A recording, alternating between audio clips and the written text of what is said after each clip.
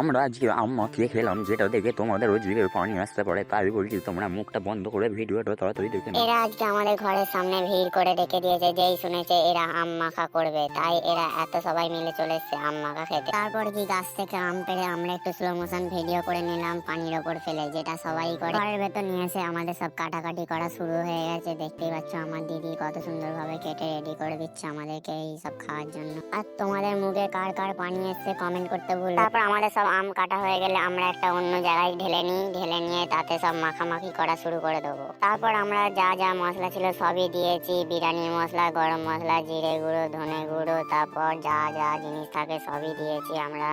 কালো লঙ্কা, সাদা লঙ্কা সবই দিয়েছি, কিচ্ছু দিতে ভুলিনি। টেস্টটাও সেই হয়েছিল, খেতে দারুণ হয়েছিল। আমি তো এইখানে খেতে শুরু করে দিয়েছি, বাইরে গেলে কি পাবো কি না পাবো, আমার ভাগ্যে থাকবে কিনা। বাইরে আসতে না আসতে দেখি গামলা পুরো ফাঁকা, আর কি খাবো বলো।